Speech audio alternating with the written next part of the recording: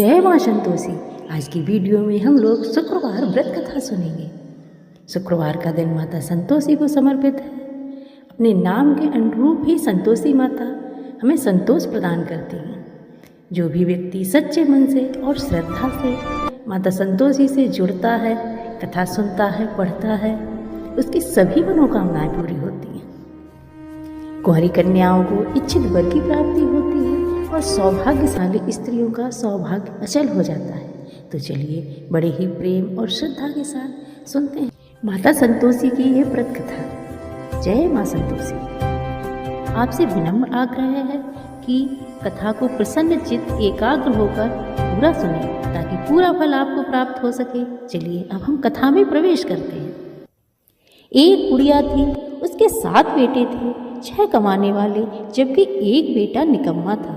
बुढ़िया चारों बेटों को रसोई बनाती, भोजन कराती और उनसे जो कुछ जूठन बचती वह 7वें को दे देती। एक दिन वह अपनी पत्नी से बोला, देखो मेरी माँ मुझसे कितना प्रेम करती है। बहू ने कहा, हाँ क्यों नहीं, सबका जूठा जो तुमको खिलाती है। वह बोला, ऐसा तो नहीं हो सकता, जब तक मैं आंखों से न देख लूँ मैं नहीं मानूंगा। बहू ने हंसकर कहा, जब तुम देख लोगे तब तो मानोगे। कुछ दिन बाद त्योहार आया। घर में 7 प्रकार के भोजन और चूरमा के लड्डू बने। वह जांचने को सिर दर्द का बहाना कर पतला कपड़ा ओढ़कर रसोई घर में सो गया। वह कपड़े में से सब देखता रहा। 6 भाई भोजन करने आए। उसने देखा माँ ने सुंदर आसन बिछाए, नाना प्रकार की रसोई परोसी और आग्रह करके उन्हें जिमाया। वह सब देख रहा था। 6 भाई भोजन करके उठे तो माँ ने उनकी जूठी थालियों में से लड्डुओं के टुकड़े उठाकर एक लड्डू बनाया। जूठन साफ कर बुढ़िया माँ ने उसे पुकारा, बेटा 6 भाई भोजन कर गए हैं, अब तू ही बाकी है, उठ तू कब खाएगा। लड़का बोला, मैं नहीं खाऊंगा, मैं परदेश जा रहा हूँ। माँ ने कहा, कल जाता हो तो आज ही चला जा। वह बोला, हाँ माँ मैं आज ही जा रहा हूँ। ऐसा कहकर वह घर से निकल गया।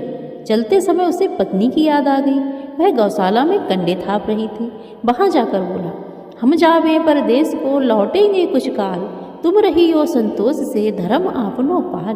पत्नी बोली, जाओ पिया आनंद से, हमरो सोच हटाए, राम भरोसे हम रहें, ईश्वर तुम्हें सहाय। देव निशानी आपनी, देख धरू मैं धीर, सुध मत हमारी बिसारियो, रखियो मन गंभीर। लड़का बोला, मेरे पास तो कुछ भी नहीं है, यह अंगूठी है, सो ले लो और अपनी कुछ निशानी मुझे दे दो। वह बोली, मेरे पास क्या है, यह गोबर भरा हाथ है। यह कहकर उसकी पीठ पर गोबर के हाथ की एक थाप मार दी। वह चल दिया। चलते चलते दूर देश पहुंचा। वहाँ एक साहूकार की दुकान थी। वहाँ जाकर कहने लगा, भाई मुझे नौकरी पर रख लो। साहूकार को जरूरत थी, बोला रह जा। लड़के ने पूछा, तनख्वाह क्या दोगे। साहूकार ने कहा, काम देख कर दाम मिलेंगे। साहूकार की नौकरी मिली। वह रोज सुबह 7 बजे से 10 बजे तक नौकरी बजाने लगा। कुछ दिनों में दुकान का सारा लेन देन, हिसाब किताब, ग्राहकों को माल बेचना, सारा काम उस लड़के ने संभाल लिया। साहूकार के 7-8 नौकर थे, वे सब चक्कर खाने लगे। यह तो बड़ा होशियार बन गया है। सेठ ने भी काम देखा और 3 महीने में ही उसे आधे मुनाफे का हिस्सेदार बना लिया। वह कुछ वर्ष में ही नामी सेठ बन गया और मालिक सारा कारोबार उस पर छोड़कर चला गया। इधर उसकी पत्नी को सास ससुर दुख देने लगे। सारी गृहस्थी का काम करा के उसे लकड़ी लेने जंगल भेजते।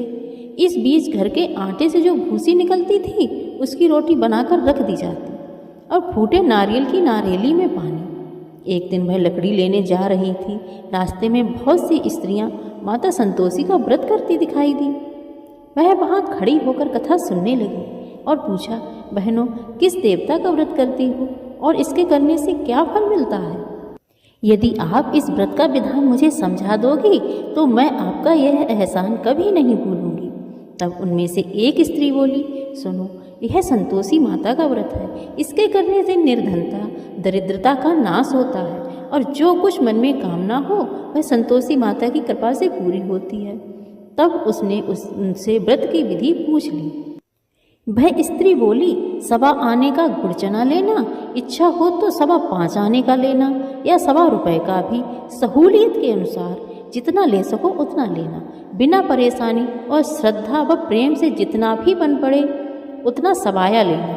प्रत्येक शुक्रवार को निराहार रहकर कथा सुनना, इसके बीच क्रम टूटे नहीं, लगातार नियम का पालन करना। सुनने वाला कोई ना मिले तो घी का दीपक जला के उसके आगे एक जल का पात्र रख के कथा कहना। जब तक कार्य सिद्ध ना हो नियम का पालन करना और कार्य सिद्ध हो जाने पर व्रत का उद्यापन करना। 3 मास में माता फल पूरा करती हैं। यदि किसी के ग्रह खोटे भी हो तो भी माता वर्ष भर में कार्य सिद्ध कर देती हैं। फल सिद्धि होने पर उद्यापन करना चाहिए, बीच में नहीं। उद्यापन में 2.5 सेर आटे का खाजा और इसी परिमाप से खीर तथा चने का साग करना। 8 लड़कों को भोजन कराना, जहाँ तक मिले देवर जेठ भाई बंधु के हों, ना मिले तो रिश्तेदारों और पास पड़ोसियों को बुलाना, उन्हें भोजन कराना, यथाशक्ति दक्षिणा देना, माता का नियम पूरा करना। उस दिन घर में कोई खटाई ना खाना। यह सुन बुढ़िया के लड़के की बहू चल दी।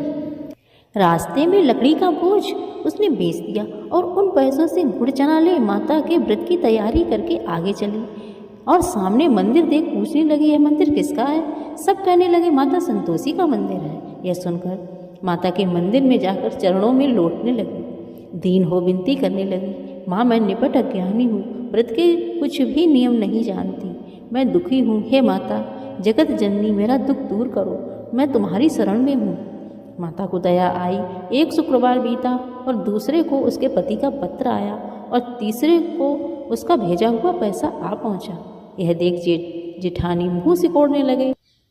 बेचारी बड़ी सरलता से कहती, भैया कागज आवे रुपया आवे, हम सबके लिए अच्छा है। ऐसा कहकर आंखों में आंसू भरकर संतोषी माता के मंदिर में आ मातेश्वरी के चरणों में गिरकर रोने लगी। माँ मैंने तुमसे पैसा कम मांगा, मुझे पैसे से क्या काम, मुझे तो अपने सुहाग से काम है, मैं तो अपने स्वामी के दर्शन मांगती हूँ। तब माता ने प्रसन्न होकर कहा, जा बेटी तेरा स्वामी आएगा। माता से ऐसा सुनकर बहू खुशी खुशी बावली होकर घर में आकर काम करने लगी। अब माँ संतोषी विचार करने लगी, इस भोली पुत्री को तो मैंने कह दिया कि तेरा पति आएगा, लेकिन कैसे? वह तो इसे स्वप्न में भी याद नहीं करता, उसे याद दिलाने मुझे ही जाना पड़ेगा। इस तरह माताजी बुढ़िया के बेस में बेटे के पास जाकर स्वप्न में प्रकट हो कहने लगी, साहूकार के बेटे सो रहा है या जग रहा है? वह कहने लगा, माता सोता भी नहीं जागता भी नहीं हूँ, कहो क्या आज्ञा है? माँ कहने लगी, तेरे घर बार कुछ नहीं है? वह बोला, मेरे पास सब कुछ है, माँ बाप बहू क्या कमी है? माँ बोली, भोले पुत्र तेरी बहू घोर कष्ट उठा रही है, माँ बाप उसे परेशानी दे रहे हैं, वह तेरे लिए तरस रही है, तू उसकी सुधि ले। मैं बोला, हाँ माँ मुझे मालूम है, परंतु जाऊँ तो जाऊँ कैसे? परदेश की बात है, लेन देन का हिसाब और कोई नहीं जानता, माँ मैं कैसे चला जाऊँ? तब माँ ने कहा कि तू मेरी बात मान, सवेरे नहा धोकर संतोषी माता का नाम ले, घी का दीपक जलाना, दंडवत कर दुकान पर जा बैठना। देखते देखते तेरा सारा लेन देन चुक जाएगा, जमा माल भी बिक जाएगा, सांझ होते होते धन का ढेर भी लग जाएगा। अब बूढ़ी माँ की बात मानकर वह नहा धोकर संतोषी माता को दंडवत कर घी का दीपक जला दुकान पर जा बैठा। थोड़ी देर में देने वाले रुपया देने लगे, लेने वाले हिसाब करने लगे, कोठे में भरे सामान भी बिक गए। अब तो शाम तक धन का भारी ढेर लग गया। मन में माता का नाम ले चमत्कार देख प्रसन्न हो घर जाने के वास्ते गहना कपड़ा सामान खरीदने लगा। यहाँ के काम निपटाकर तुरंत घर को रवाना हुआ। उधर उसकी पत्नी जंगल से लकड़ी लेने आती है। लौटते वक्त माता जी के मंदिर में विश्राम करती है। वह उनके मंदिर में प्रतिदिन रुककर विश्राम करती थी। दूर से धूल उड़ती देख पूछती है, माता ये धूल कैसी उड़ रही है? माता ने कहा, पुत्री तेरा पति आ रहा है, अब तू ऐसा कर, लकड़ियों के 3 बोझ बना ले, एक नदी के किनारे रख और दूसरा मेरे मंदिर पर और तीसरा अपने सिर पर। तेरे पति को लकड़ियों का गट्ठर देख मोह पैदा होगा, वह यहाँ रुकेगा, नाश्ता पानी खा पी कर माँ से मिलने जाएगा। तब तू लकड़ियों का बोझ उठाकर जाना और चौक में गट्ठर डालकर जोर से आवाज़ लगाना, लो सासू जी लकड़ियों का गट्ठर लो, भूसी की रोटी दो, नारियल के खेपड़े में पानी दो, आज मेहमान कौन आया है? माता जी से बहुत अच्छा कहकर वह प्रसन्न मन से लकड़ियों के 3 गट्ठर बनाई, एक नदी के किनारे पर और एक माता जी के मंदिर में रख दिया। इतने में मुसाफिर आ पहुंचा।